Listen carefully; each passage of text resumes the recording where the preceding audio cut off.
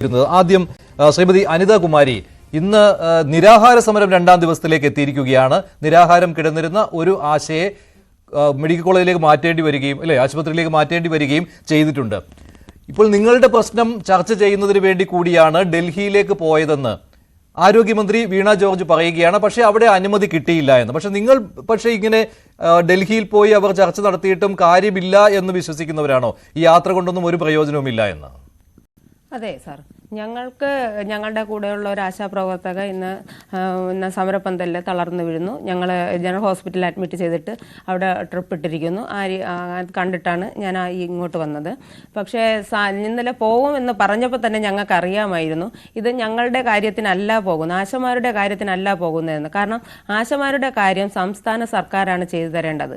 അത് വ്യക്തമായിട്ട് അറിയാം, ആശമാർക്ക് കൃത്യമായിട്ട് അറിയാം. സംസ്ഥാന സർക്കാർ ചെയ്യേണ്ട കാര്യത്തിന് ഓണറേറിയം കൂട്ടുന്നതിന് കേന്ദ്ര ഗവൺമെന്റിനെ കാണാൻ പോയിട്ട് കേന്ദ്ര ആരോഗ്യമന്ത്രിയെ കണ്ടിട്ട് കാര്യമില്ല. ഇൻസെന്റീവിന്റെ കാര്യം പറയാനാണെന്നാണ്. ഇൻസെന്റീവിന്റെ കാര്യം കേന്ദ്ര സർക്കാർ നേരത്തെ പറഞ്ഞിട്ടുണ്ടായിരുന്നു നമുക്ക് കൂട്ടിത്തരാമെന്ന്. പക്ഷെ അതിലും വ്യക്തമായ ഒരു തീരുമാനം ഉണ്ടായിട്ടില്ല.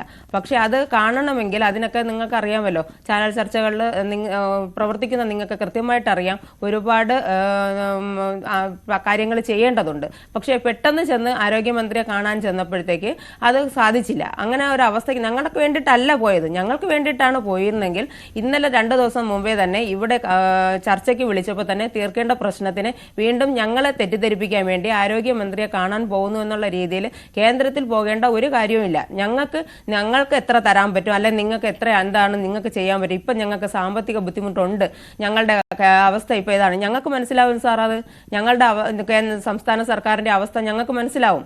അപ്പോൾ നിങ്ങൾ ഇപ്പം കുറച്ച് നിങ്ങൾ എന്തെങ്കിലും നിങ്ങളെ ഇപ്പം ഞങ്ങൾ സഹായിക്കാം, പിന്നീട് നിങ്ങൾക്ക് അതനുസരിച്ച് നമുക്ക് സർക്കാരിന് മാറ്റം വരുമ്പോഴത്തേക്ക് നമുക്കൊരു സാമ്പത്തികാവസ്ഥ ഉണ്ടാവുമ്പോഴത്തേക്ക് നമുക്ക് എന്തെങ്കിലും ചെയ്യാം എന്നും പറയാതെ ഒരു കളിയാക്കൽ പ്രഹസനം എന്നുള്ള രീതിയിൽ ആദ്യം NHM വിളിച്ചിരുന്നു. അവിടെ ചർച്ച പരാജയപ്പെട്ടതിന് ശേഷം അടുത്ത് ആരോഗ്യമന്ത്രി ഇതിനോട് സംസാരിച്ചു. പക്ഷെ വ്യക്തമായിട്ടൊരു തീരുമാനത്തിനോ നമ്മളുടെ വച്ചിരിക്കുന്ന കാര്യങ്ങളെ കുറിച്ചൊരു ചർച്ചയ്ക്കോ ഒന്നും തയ്യാറായില്ല. എന്നിട്ട് നമ്മളോട് ഇങ്ങനെ പറഞ്ഞുകൊണ്ടേയിരിക്കുന്നു, ആശമാരെ ഞാൻ എപ്പോഴും ചേർത്ത് പിടിക്കുന്നു. ഞങ്ങൾ എവിടെയാണ് സാറേ ഞങ്ങളെ ചേർത്ത് പിടിക്കുന്നത്? ഞങ്ങൾ ഇന്ന് 40 ദിവസമായി സമരമുഖത്താണ്. ആ സ്ത്രീകൾ, ഒരു സ്ത്രീ എന്ന നിലയിൽ ഒരു സമരമുഖത്ത് കുടുംബം വിട്ട് ആ സമരമുഖത്ത് വരുമ്പോൾ എന്തുമാത്രം വേദനകൾ അനുഭവിക്കുന്നെന്ന് ഈ വനിതയായ ഒരു ആരോഗ്യമന്ത്രിക്ക് മനസ്സിലാവുന്നില്ലേ? നിങ്ങൾ ചോദിക്കാൻ തുടങ്ങിയിട്ട് എത്ര ദിവസമായി, എന്നിട്ട് അവർക്ക് മനസ്സിലാകുന്നില്ല എന്നാണ്. അത് കേരള സമൂഹത്തിന് ബോധ്യപ്പെട്ട് കഴിഞ്ഞു. നമ്മുടെ ആരോഗ്യമന്ത്രിക്ക് ആശമാരുടെ പ്രശ്നം കേൾക്കാൻ സമയമില്ല, അവരുടെ ഈ സമരവീര്യം മനസ്സിലാക്കുവാനുള്ള ക്ഷമയില്ല, അതുപോലെ തന്നെ അവർ സ്ത്രീകളെ മനസ്സിലാക്കുന്നില്ല എന്ന് വേണം പറയാൻ. ആ കാര്യം ഉറപ്പാണ്. താങ്കൾ പറഞ്ഞത് വളരെ ശരിയാണ് അനിതകുമാരി. പക്ഷെ ഇനിയും ഈ അടുത്തയാൾ കൂടി ഇനി സമരരംഗത്തേക്ക് വരികയാണോ? നിരാഹാരം തുടരാൻ തന്നെയാണോ തീരുമാനം? ഇപ്പൊ കിടക്കുന്ന ആള് ഹോസ്പിറ്റലിൽ നിന്ന് വന്നിട്ട് നിരാഹാരം തുടങ്ങാൻ തന്നെയാണ് സാധ്യത.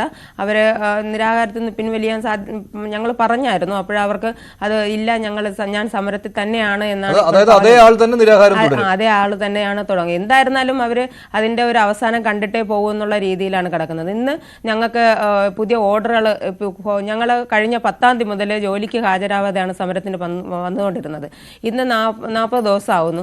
അപ്പോഴേ കഴിഞ്ഞ ആഴ്ചയൊക്കെ സ്ട്രിക്റ്റ് ആയിട്ട് ഓർഡർ വന്നു, വേറെ ആൾക്കാരെയൊക്കെ ഇറക്കുന്നു എന്നൊക്കെ പറഞ്ഞ് പല രീതിയിലുള്ള സമ്മർദ്ദങ്ങൾ വന്നപ്പോഴത്തേക്ക് ഇതുകൊണ്ട് ജീവിക്കുന്ന ആശമാരാണ്, ഇത് യുവജീവന മാർഗം ഇതായിട്ട് കാണുന്നവരെ പറഞ്ഞ് എങ്ങനെയെങ്കിലും കുറച്ച് നമുക്ക് അത്യാവശ്യ സർവീസുകൾ ചെയ്തു കൊടുത്തിട്ട് ജനങ്ങളെ നമുക്ക് ഒരുപാട് ബുദ്ധിമുട്ടിക്കാൻ പറ്റില്ല. പാലിയേറ്റീവ് കെയർ, നമുക്ക് ഇമ്മ്യൂണൈസേഷൻ, ഇങ്ങനെയുള്ള ജോലിയൊക്കെ ചെയ്തിട്ട് നമുക്ക് സമരം തുടരാം എന്നുള്ള രീതിയിൽ ആയിരുന്നു.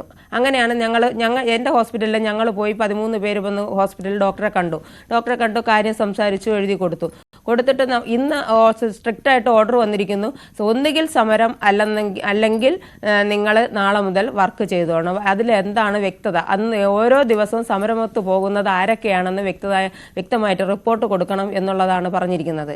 അപ്പോൾ എങ്ങനെ ജോലിക്ക്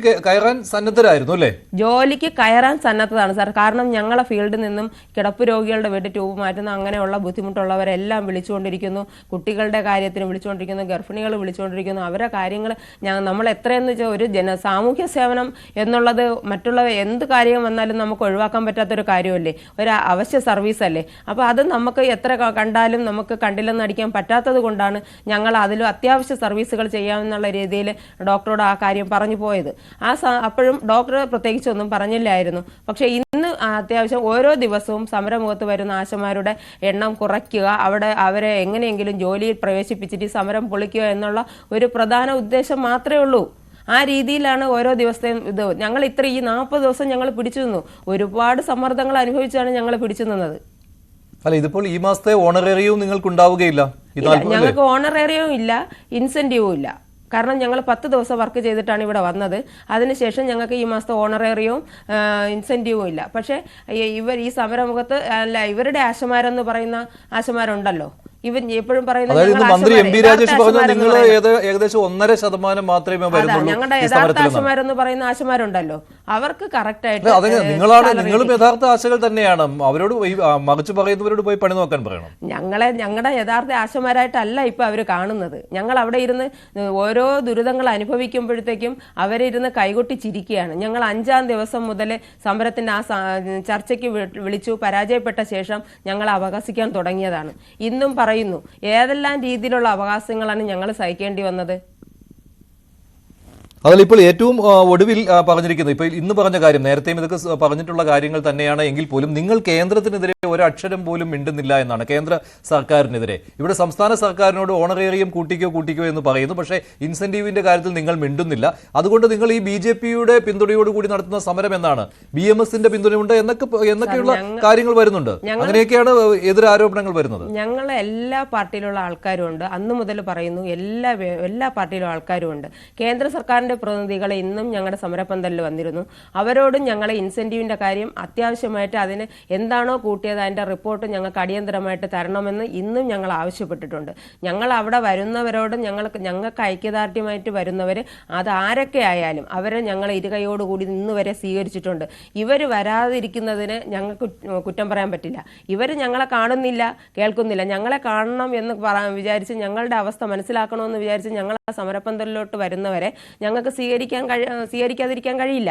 അവരെ ഞങ്ങൾ സ്വീകരിക്കുന്നുണ്ട്. അത് ആരൊക്കെ ആയാലും, ഏതൊക്കെ പാർട്ടി നേതാക്കായിരുന്നാലും, ഒരു ഓട്ടോ തൊഴിലാളിയായിരുന്നാലും, ഏതൊക്കെ രീതിയിലുള്ള പാവപ്പെട്ട നമ്മുടെ ഈ പെൻഷൻ വാങ്ങിക്കുന്ന അമ്മാവന്മാരും മാമന്മാരും വരെ നമുക്ക് 200 രൂപ നിരക്കിൽ കൂടി എൻ്റെ ഇത്രയേ ഉള്ളൂ മക്കളെ എന്ന് പറഞ്ഞിട്ടാണ് ഞങ്ങൾക്ക് കൊണ്ട് തന്നിട്ട് പോകുന്നത്. അതുവരെ വാങ്ങുമ്പോൾ നമ്മൾ കണ്ണീരോടുകൂടി അത് വാങ്ങുന്നത്. അത്ര അവസ്ഥ ആശമാർക്കുണ്ടായി. അതെങ്ങനെ ഉണ്ടായി? ഇപ്പോഴും അവർ പറയുന്ന 13,500 ഞങ്ങൾക്ക് കിട്ടിക്കൊണ്ടിരിക്കുന്നു എന്ന്. ഞങ്ങളുടെ ഞാൻ തീരദേശത്ത് വർക്ക് ചെയ്യുന്ന ഒരാശയാണ്. ഒരു 10% അല്ലെങ്കിൽ ഒരു 5% പേർക്ക് കിട്ടിക്കൊണ്ടിരിക്കുന്ന പൈസയാണ് ഇവരിപ്പോഴും പറഞ്ഞുകൊണ്ടിരിക്കുന്നത്. ബാക്കി 95% പേർക്കും അതിൽ 10 താഴെ 11 ആ രീതിയിലാണ് ഇപ്പോഴും വന്നുകൊണ്ടിരിക്കുന്നത്. അത് ഇൻസെന്റീവും ഓണറേറിയം കൂടെ ചേർത്താണ്. ശരി, അഡ്വക്കേറ്റ് ബലദേവ്